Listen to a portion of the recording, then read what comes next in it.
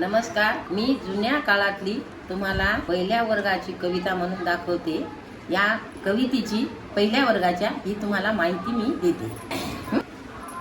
देवा मी लहान आहे तुझ बाळ, करीते सांभाळ माये बाप।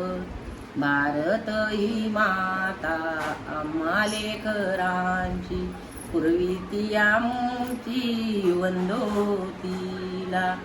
आई आणि बाप माझे गुरुजन, करीतो नमन त्यांच्या पायी।